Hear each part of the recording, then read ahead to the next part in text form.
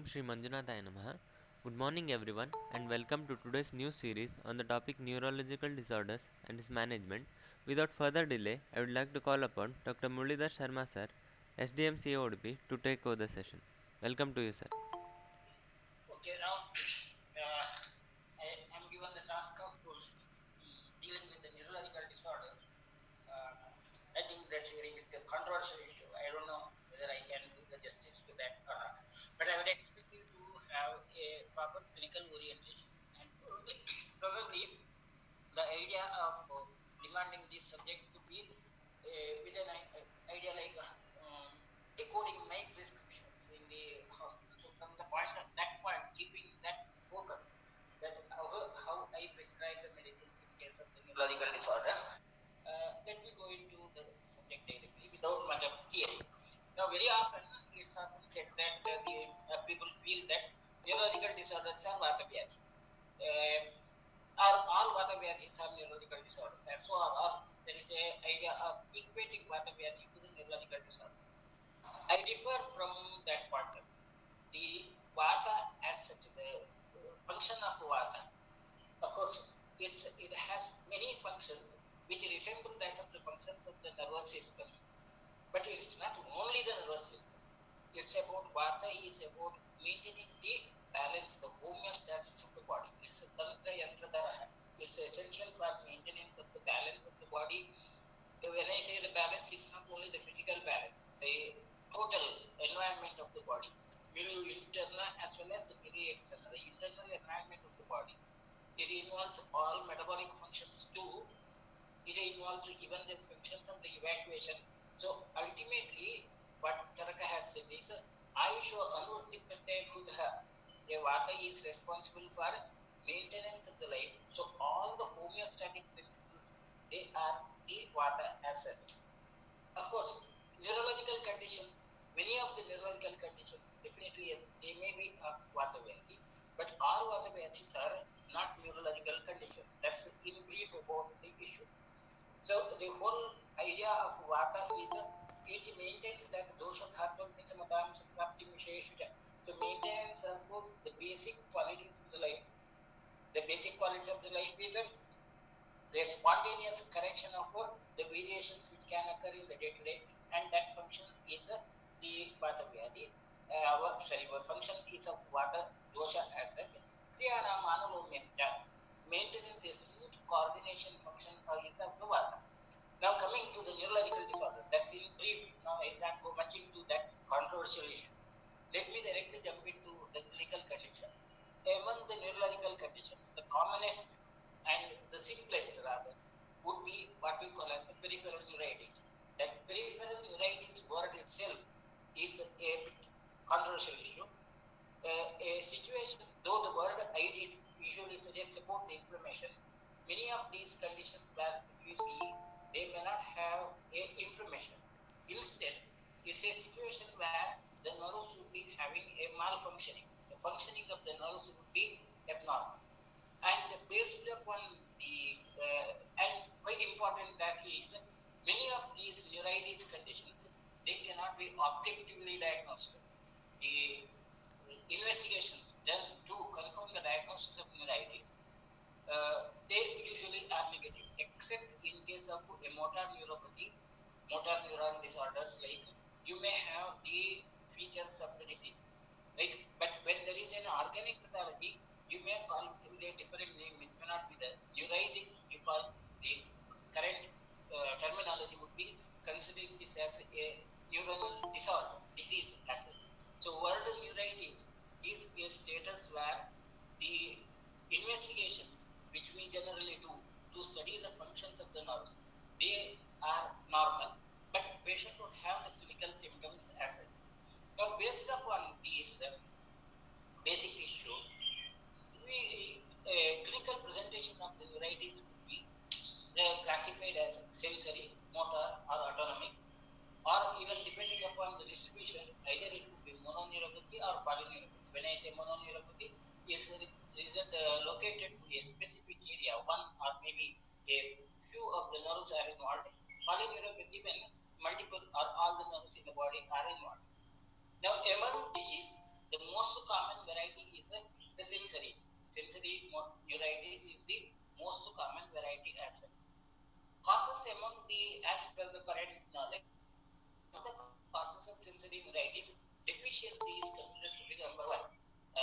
And the commonest prescription which you see among the contemporary system would be vitamins, vitamin B complex, and so on. But it's not necessary that every patient would respond to these vitamins, and they end up in Ayurvedic hospitals as such.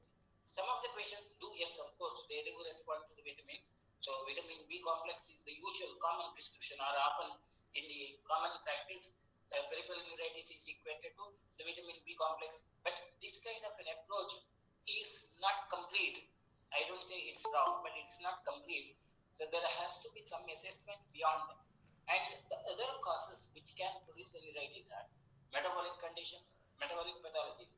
And among the metabolic disorders, diabetes mellitus is one of the very common conditions. Patients of diabetes mellitus, they tend to have neuritis symptoms quite frequently, and it's now statistically is known, longer the duration of the diabetes and higher the age of the patient, the incidence of the peripheral neuritis symptoms would be quite common, and the incidence is very high as such. If the patient is above 70 years and the patient has diabetes for more than 10 years, in that condition, incidence of the neuritis symptom would be the most common clinical symptom.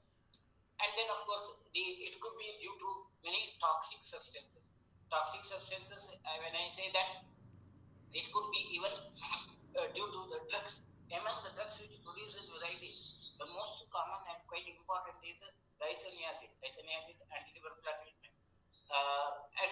There is a custom now, when you prescribe isoniazid, it's essentially the drug is co-prescribed with vitamins. There are many other, lots of other drugs. To give a complete list of the drugs would be again impossible. So lots of other drugs can induce the neuritis. Most of the commonly used antibiotics, they induce the neuritis.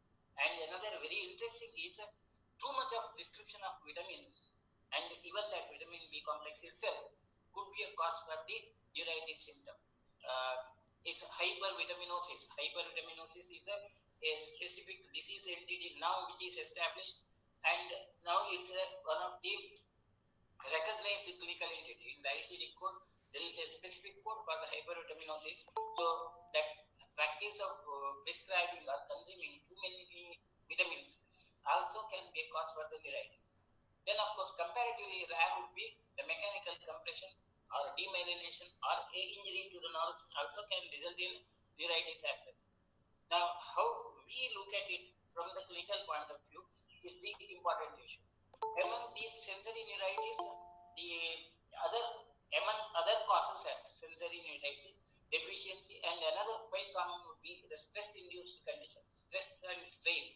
If you even psychological stress also can be a cause for the sensory neuritis.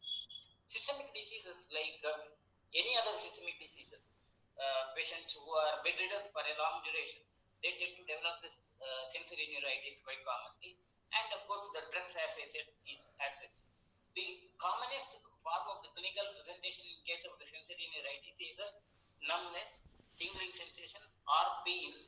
And most common areas where the sensory neuritis affects would be the extremities, the foot, the calf area, or maybe the back, or occasionally in the face, chest. These are all the common areas where patients of sensory neuritis would be presented, and the clinical symptoms will be usually of a tingling sensation or pins and needles like Suji Virivakudyate. The typical signs of what other interesting is the term used in the contemporary medicine textbooks also is pins and needles, and the what Charaka and Sushruta have said is also Suchi Virvakudyate. So there is a copyright issue. Charaka has used that word Suchi, and now we use the pins and needles as clinical symptoms. Okay, now that's a different issue. And the numbness and sensations could be among the arms and legs also. So that's one set of the symptoms. Another set of the patients would have a burning sensation, throbbing pain, or maybe current like the people often say like current like pain. These are the clinical symptoms which are presented and they are very common as such. And some of the patients may even have altered sensation instead of having the normal sensation. They may feel like either there could be hypersensitivity where even a moderate touch may produce the feeling of pain, or it could be that patient may have a reduced sensation, inability to feel the pain or pressure also could be seen. These could be often seen as a clinical sign. So when you thoroughly examine a few of the patients, not necessarily in all, sensory neuritis patients, only a few of the patients may show the visible clinical sign of impaired sensation. But you will have a large number of patients where the clinical signs will be negative. That's the important issue. Or it could be hypersensitivity where the patient may have an extreme sensitivity as such. At times, it could be like the patient may have a difficulty in maintenance of the coordination. So, particularly in old age, patients often complain of like difficulty in maintenance of the balance, fall, or maybe the injuries due to the fall, and they are not able to feel the things properly, like socks and gloves like sensation. This also is common in old age. And once you have these patients with these kinds of clinical symptoms, it's quite important that you'll have to rule out diabetes mellitus, one. Then another is a detailed history about the drugs which the patient is taking. And among the drugs, antibiotics, hypervitamins like too many of vitamins, a few of the antihypertensive drugs also could be a cause for the sensory neuritis. Now, once we have ruled out those pre-existing conditions, my assessment of such patients would be as rasapradoshaja vatavikara. That's important.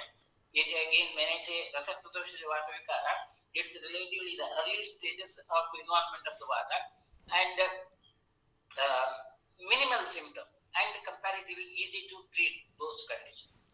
It's not that every patient is rasapradoshaja vatavikara. A patient with diabetes mellitus and having a neuritis cannot be considered as rasapradoshaja vati. It's a upadrava of the prameha. So that the treatment will be totally different. Now, it's limiting to those conditions where you have ruled out the other causes, and maybe if at all the patient is on some drugs and if you have withdrawn the drugs also, and then also the patient continues to have the symptoms. Now, this is true, like many of the patients who are on statins, I would like to always stop the statins. Patients who are taking unnecessarily, another quite important drug which is well known to induce these neuritis symptoms are the gastrointestinal tract, these proton pump inhibitors, or maybe the histamine 2 receptor inhibitors, like they are well known to induce the neuritis like symptoms. And once we withdraw those drugs, many of the patients may feel better. And yes, few of the patients of that category where the patient is on drugs and hence there is a symptom, I will consider them as a rasapradoshaja vatavikara. And in case of these conditions, certain of those symptoms which are not mentioned in the contemporary textbooks, but you essentially see in the clinical practice would be the vague GIT symptoms like flatulence or maybe anorexia, mild, may not be very severe. So Ashwatha, Aruti, these are the clinical symptoms which often coexist in patients of sensory neuritis. Interesting is this kind of symptoms are not mentioned in the contemporary textbooks. That GIT symptoms are considered separate, and most of these patients would begin on the prescription of such drugs like proton pump inhibitors or H2 receptor blocker like drugs, that kind of drugs. And those drugs would aggravate the symptoms of neuritis. These are all the simple clinical clues which are not mentioned in the textbooks. But withdrawing those drugs itself themselves could be producing a significant change in the clinical outcome. And main treatment in such conditions would be is as per the directive of Charaka, it's Deepana, Pachana, or Vatanulomana. And my prescription would be usually Chandraprabha Arogyavardhini, either Kumari Asava or Drakshasava. Kumari Asava when the patient has more symptoms of Agnimandya, and if the patient has a proper Agni functions, then I would prefer Drakshasava or Draksharishta, considering this as a Brahmana, Pachana, Anulomana, and Brahmana Chikitsa asset. So, neuritis, sensory neuritis, uncomplicated conditions, and when I say uncomplicated conditions, where you do not have a pre-existing disease entity, and the symptoms are relatively milder, inconsistent, where there are no clinical signs otherwise. This would be the line of treatment, and I would consider this as a receptor-associated agent. Then the next set of the neuritis symptoms are motor neuropathies or motor neuritis conditions. Of course, some of the patients whom you see in the clinical practice, they may have mixed symptoms, sensory as well as motor symptoms could be presented. But for the sake of our academic discussion, I have categorized motor neuropathy symptoms separately and the sensory conditions separately for the sake of academic clarification.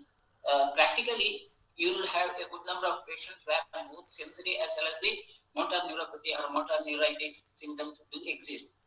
Clinical symptoms in case of the motor neuritis are a feeling of muscle weakness. Often the patient may have a difficulty in walking, or at times the patient may have difficulty in moving the limbs like legs or hands and so on. So most of the patients would say that they feel a heaviness and they are not able to move, or some may have even complaints of the rigidity, PMSs. Muscle twitching, cramps or spasms also may be the other clinical symptoms which may occur in patients of that. Patients having cramps and spasms, they have to be analyzed very carefully. A cramps and spasm could be also be a consequence of the vascular stasis, like varicose veins or maybe the venous deep vein thrombosis and so on. So those need to be ruled out. And the cramps also could occur simply due to the strain of the muscles. So the history has to be very careful. A patient having symptoms after strain, it could be due to the simple that water starvation or maybe mild dehydration and so on. And when the patient has more of cramps at night, when the patient takes rest, it could be the vascular stasis. When the cramps occur during activity in the daytime, it could be the motor neuritis. So a motor neuritis, usually the symptoms would be more when the patient does more of the physical activity. It could be related to the intensity of the activity as well as it could be the duration of the activity. Longer the duration, more the symptoms. Like when you write in the exam for 2 to 3 hours and if you develop spasm in the hands, it or cramps in the hands, it could be the sign of motor neuritis. Whereas a cramps occurring at night when you sleep could be due to the vascular signs. Now, anyway, it could be even temporary, transient paralysis-like symptoms also could occur in case of the motor neuritis occasionally. Many times it may not be an obvious paralysis, but patients may feel that temporary for a few seconds the patient is not able to move.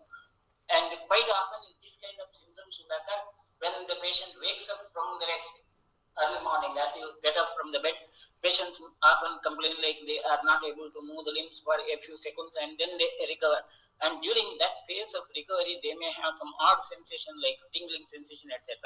These are all the clinical signs of the motor neuropathy. And very characteristically, established motor neuritis symptoms, you can feel or you can obviously examine a sort of incoordinated movements of the hand. When the patient stretches the hand, you will be able to see these kinds of movements. Patient may not be able to hold the fingers properly. Any of these kinds of variation. A few of the hand, fingers flexed, few extended, or some of them may be totally flexed at the phalangeal joints. Like so, these kind of the hand positions, they are very characteristic of motor neuropathy. When I say this, it's not necessary that every patient would have these signs, but once the patient has these kind of signs, it's obvious that it's a motor neuritis, and you have to consider that as. Now, these kinds of motor neuritis conditions, I this is next level of the pathopathology, and I would consider this as a Vyana conditions. Either it could be a Pittavarta Vyana or Kaphavarta Vyana. The differences would be when the patient has the clinical symptoms of a burning sensation and maybe that kind of a spasm of the movement, Gatra Vikshepa Sangashya, and Syabdaha. These are the clinical symptoms of Pittavarta Vyana. And if it's only a heaviness and numbness and inability to move, in that condition, it's the Kapha Vyana, where Gurta Sarvagatra and this kind of a differentiation is possible clinically. A patient of motor neuritis If you take the history carefully, this kind of a differentiation is possible. And my prescription in such conditions would be, if it is mainly the Pitta Lakshana, it's Chandraprabha Kamagada and Godan Jayapatigar usually as an Anugomana Chikitsa. If it is Kapha Lakshanas, where the patient would have a symptom of heaviness or so on, then the Ekan Virus. The outcome would be comparatively poorer than the sensory neuritis. Sensory neuritis symptoms, patients would recover well, outcome would be better, whereas motor neuritis patients, they take longer time. Some of the patients may not recover well, only with the medical treatment, and in such conditions, Basti Chikitsa could be useful, and I usually prefer the Matra Basti in such conditions. That's the even occasionally Matra Basti with the Agni Chikitsa, that Pachana Chikitsa also, particularly if there is a Kapha Vitavyana Lakshana. Then comes the autonomic neuropathy. The autonomic neuropathy clinical symptoms are quite weird. Often the patients may have a symptom like what they call as low blood pressure. If low blood pressure is not a really established clinical condition, but most of the times the patient would have vague symptoms like dizziness, and of course at times they could have a feeling of faintingness or lightheadedness on standing erect. And when you record the blood pressure, of course, it may be slightly less than normal, but not necessarily that it's a low blood pressure. And there is in the practice, you will have large number of patients who complain of low BP, but that low BP is not a real established condition. Occasionally, you may come across such conditions, but in autonomic neuropathy, it's usually the patients would have a comparatively lower blood pressure. And autonomic neuropathy could be triggered due to many of the antihypertensive drugs too. That's also quite important, particularly centrally acting drugs like artemisinin. They are well known to induce autonomic neuropathy symptoms. Or another clinical symptoms of autonomic neuropathy is too much of sweating, or maybe lesser sweating, related to what we see as the degree of exertion or the temperature. Many times the patients also may have symptoms related to the micturition, like incomplete act of micturition, or at times it could be an increased frequency of micturition. And vague symptoms related to digestion, like bloating, nausea, vomiting, these are all the clinical symptoms which you see in case of the autonomic neuropathy. And very often, autonomic neuropathy also is seen in patients of diabetes mellitus, quite common. Now, diabetes mellitus patients may have all the three, sensory, motor, as well as autonomic symptoms quite commonly. And patients with toxic conditions like uremia, renal pathologies, they often present with the clinical symptoms of autonomic neuropathy. So, when a patient with autonomic neuropathy symptoms come to you, you need to rule out those underlying gross pathologies like renal pathology, diabetes mellitus. These have to be considered. Then the patient even may have sexual functions problems like unintentional weight loss also could be the symptom of autonomic neuropathy. I would consider this as simply, again, based upon the clinical presentation. In my clinical practice, I would consider these under two grades, the first grade and second grade. Now, this grading of autonomic neuropathy is my own Pratidanta Siddhanta. It's not that you find such grades in any of the textbooks.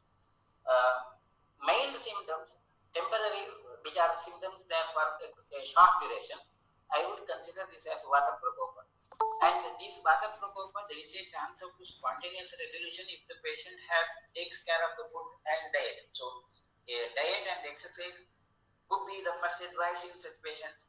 Even without medicine, some of the patients may recover, and such conditions I would consider simple as Vata Prakopa, because a Prakopita Vata can have a spontaneous correction without much of a significant intervention.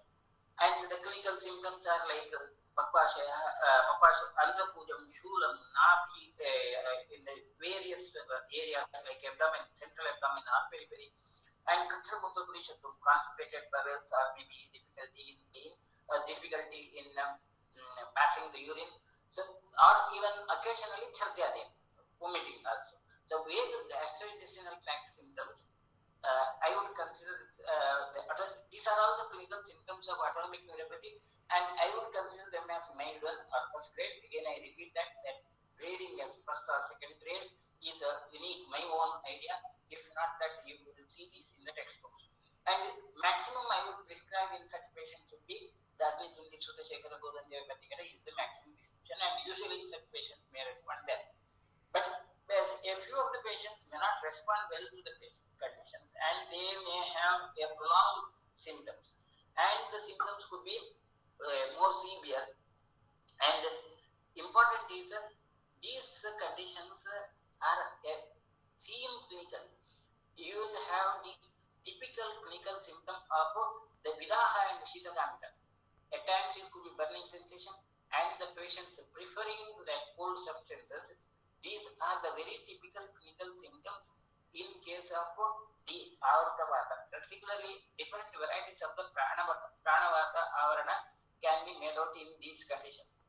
And among the Murcha may not be the clinical symptoms quite frequently, but Brahma, giddiness, that pain, burning sensation would be the common clinical symptoms as such. Or it could be like Stevenam, Shakudgara, Nishwasa, Uchasa, Sangraha. These are also seen quite frequently in patients of these metabolic syndromes or autonomic neuropathy conditions. Now, of course, as per our text, if it becomes quite severe, it can even result in Vojobhamsha, where the patient may faint and loss of consciousness. Theoretically, yes, you'll have a patients of autonomic neuropathy with fainting also, but practically you'll see lesser number of such patients. So these I consider this as the second grade, and I would consider this as Avarana Vyati. Now, Avarana of Prana with the different grades of Avarana, either it could be the Kapavrata or Pittavrata Prana as such. Pranavata Avarana varieties as would be considered as such. And the treatment again would be either it's Agnitundi Sutta Shekara Godandevi Patikara or maybe Kamaduga according to the clinical presentation, like either it's Prana Kapavrata or Pittavrata. But the usually outcome would be poorer. Duration of the treatment is a longer duration, and at times simply the medicines may not be enough. You'll have to give the bastis like Matra Basti or Raja Basti is the usual prescription. So the categorization of a neuritis symptoms based upon the clinical symptoms, and then the approach, a graded approach, is the basic issue. Now, next variety of the peripheral neuropathy or peripheral neuritis is the compression syndromes. When the peripheral nerves are compressed, they may produce the neuritis symptoms. And among the compression syndromes, the most common variety is the carpal tunnel syndrome. So, I limit to the carpal tunnel syndrome. The other compression syndromes, or which are also called as the tunnel syndromes, could occur in many conditions, but carpal tunnel is the most common variety. The typical clinical symptom of carpal tunnel is because of the anatomical variation, anatomical factor, like the radial nerve and ulnar nerve pass through a narrow tunnel like below the flexor retinaculum, and whenever there is a compression at this area, it can produce a typical clinical feature of pain or numbness in the three fingers or maybe the 3.5 fingers whole surface. That's the typical clinical presentation in the initial stages. Later on, it can result in atrophy of the thenar group of the muscles also. Functions could be affected. So patients presenting with the carpal tunnel syndrome, they are quite common, and it's quite important that you have to rule out the other the basic underlying causes. Most common cause for the carpal tunnel syndrome is hypothyroidism. Patients with the hypothyroid pathologies, they may develop this carpal tunnel syndrome quite frequently, and hence thyroid function studies are very vital in patients as such. And then the other causes could be diabetes mellitus, obesity, pregnancy also could be a cause, and trauma, injury, previous history of trauma also could be a cause for the carpal tunnel syndrome. Considering all this, still you'll have a large number of patients where the real cause cannot be really made out. So you'll have a good number of patients who are of idiopathic variety. Clinical assessment is quite important in these conditions, and those underlying pathologies also have to be considered as such. Now, these tunnel syndromes, uh, it's quite important that if the patient is severely hypothyroid, there is a need to supplement with the thyroxine. So, supplementation that would be necessary. A, a patient in pregnancy, of course, I may not deal with that condition in the same manner as we deal with in the other clinical conditions. Pregnancy, till the pregnancy is over, it's better to eat. So when I say that about these prescriptions, those reservations have to be kept in mind. Like when there is a other specific issue where you have to interfere, those have to be interfered, and only when there are the other issues are settled, then my prescription in such condition would be, I would consider this carpal tunnel syndrome as a Sirasnayugata Vata, a Vata Vyadhi where the involvement of Vata is at a higher level and the outcome would be usually poorer. When there is a very gross atrophy, then only the surgical indication is necessary. Otherwise, it can be managed without surgery. And the prescription in very severe cases would be Gokshudati Ekangvira Prakatapyati Kodati Ekatikana. But it's quite important that once there is an atrophy of the muscles, there may not be a recovery from the atrophy, and hence uh, the management would be only a palliative management as long as the patient is able to take that. With that, of course, I have some other commitments, so we'll stop today and we'll continue in the next minute, maybe on some other day. If there are any questions, I'll try to briefly answer and then. Okay. So, right, fine. So, we'll continue in the next session.